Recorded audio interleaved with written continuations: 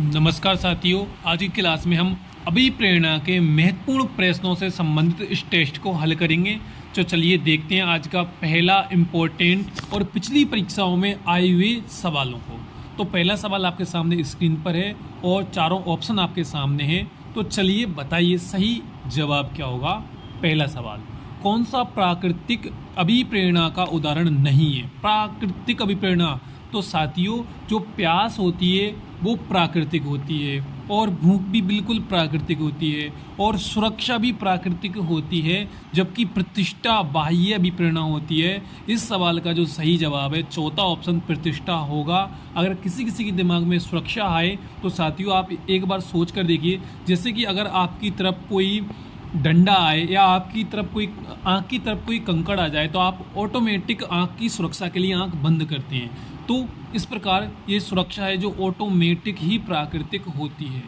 तो इस सवाल का जो सही जवाब चौथा रहेगा, प्रतिष्ठा।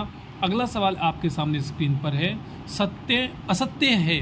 ध्यान दीजिए साथियों, असत्य यानी गलत को हमें छांटना है। तो साथियों देखिए, आप यहाँ पर देख पा रहे होंगे कि मैं नीचे से स्टार्ट कर रहा हूँ। टॉरेंस सृजनात्मक मापन, ये बिल्कुल सही है। मातृत्व प्रेम आंतरिक प्रेरणा होती है।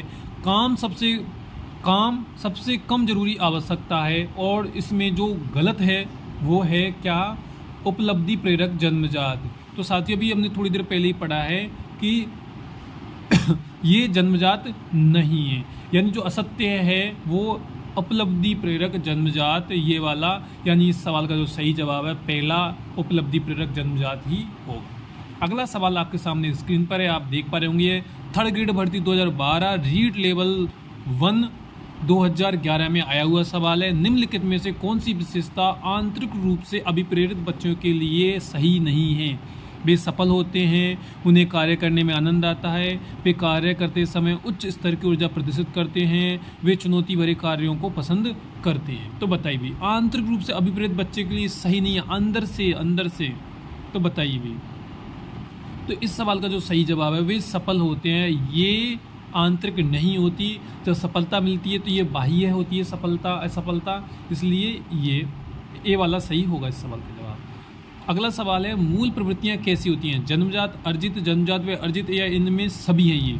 तो साथियों आप देख पा रहे होंगे ये भी लेवल, ये BTET फर्स्ट लेवल 2011 और थर्ड ग्रेड शिक्षक भर्ती 2012 में आया हुआ सवाल है। तो इस सवाल का जो सही जवाब है वो है जन्मजात। मूल प्रवृत्तियां कैसी होती हैं? जन्मजात होती हैं। अगला सवाल आपके सामने स्क्रीन पर है, निम्नलिखित में से कौन सा कथन अभिप्रेरणा की प्रक्रिया के संदर्भ में उपयुक्त नहीं है? रीट लेवल सेकंड 2011 के पेपर में आया हुआ सवाल है ये।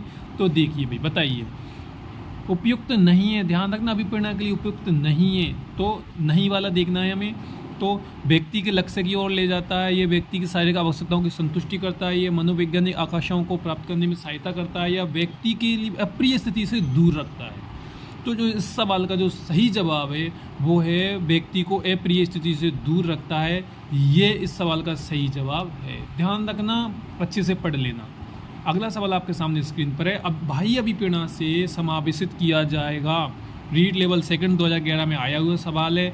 तो क्या प्रशंसा व दोषारोपण, प्रतिद्वंद्विता, पुरस्कार एवं दंड, परिणाम का ज्ञान, बाह्य अभिप्रेरणा? तो आप स्वयं अनुमान लगा सकते हैं। तो जो इस सवाल का जो सही जवाब है 1 2 3 4, ये चारों के चारों डी ऑप्शन आपका सही हो जाता है। ये सब बाह्य अभिप्रेरणा से संबंधित है। अगला सवाल, ये भी शिक्षक भर्ती 2012-2011 में आया हुआ सवाल है, सीखने की प्रक्रिया में अभिप्रेरणा क्या है भाई?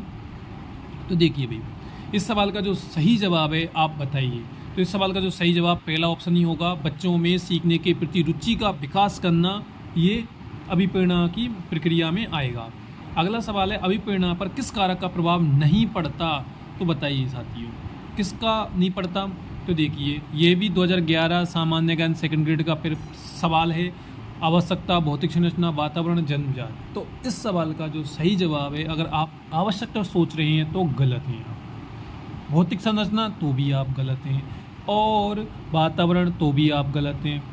तो इस सवाल का जो सही जवाब है जन्मजात, यानी अभिप्रेरणा पर जन्मजात का प्रभाव नहीं पड़ता है।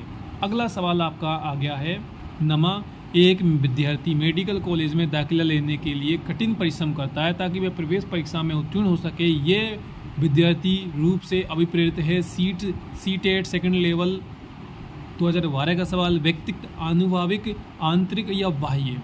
तो बताइए इस सवाल का जो सही जवाब है, बताइए। व्यक्तिगत नहीं है, अनुभाविक नहीं है, बाह्य भी नहीं है, वो है आंतरिक। इस सवाल का सही जवाब है आंतरिक अभिप्रेरित है। 10वां सवाल आपके सामने स्क्रीन पर है, अभिप्रेरणा का स्रोत निम्नलिखित में से कौन सा नहीं है। 20 लेवल 2012 का सवाल है, आदत, चालक, प्रेरक, उद्दीपन। तो इस सवाल का जो सही जवाब होगा वो है आदत। ठीक है साथियों, अगला सवाल है, प्रेरक के अंतर्गत सम्मिलित है प्रोत्साहन, आवश्यकताएं, प्रबलन, प्रेरणा या उपरोक्त सभी। यह सवाल स्कूल लेक्चरर एग्जाम 2016 में आया हुआ सवाल है। तो इस सवाल का जो सही जवाब है उपरोक्त सभी यहाँ पर होगा, क्योंकि ये सभी प्रेरक में आते हैं। अगला सवाल स्क्रीन पर है, किसी व्यक्ति को सामाजिक दृष्टि से स्वीकृत कार्य करने हेतु कौन सा प्रेरक प्रेरणा देता है। सीटेट लेवल सेकंड 2012 का ये सवाल है। तो बताइए सामाजिक दृष्टि से स्वीकृति कार्य करने हेतु कौन सा प्रेरक प्रेरणा देता है। तो इस सवाल का जो सही जवाब है वो है स्वीकृति प्रेरक। ठीक है साथियों, अगला सवाल आपके सामने स्क्रीन पर है, निम्नलिखित में से जन्मजात है।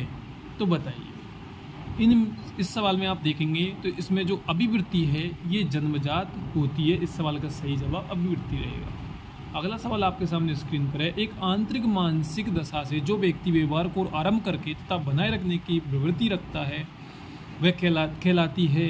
ये भी पिछली परीक्षा में आया हुआ सवाल है। तो देखिए इस सवाल का जो सही जवाब है वो आप देख पा रहे होंगे, अभिप्रेरणा ही होगी। अंतिम सवाल इस क्लास का, और आप सभी साथियों से निवेदन है कि इस क्लास को शेयर जरूर करना। एक छात्र बोर्ड परीक्षा के लिए कठिन परिश्रम कर रहा है, उसके पिता उसके अच्छे अंक आने पर मोटरसाइकिल देने का वादा किया है। तो इसका अर्थ है कि भाई उससे कौन सी अभिप्रेरणा मिलेगी भाई उसके। तो साथियों यहाँ पर इसका बाह्य अभिप्रेरणा, क्योंकि मोटरसाइकिल बाह्य है। तो यहाँ पे इसका सही जवाब बी वाला ऑप्शन रहेगा। तो वीडियो को आप लाइक करके शेयर जरूर करना साथियों। धन्यवाद।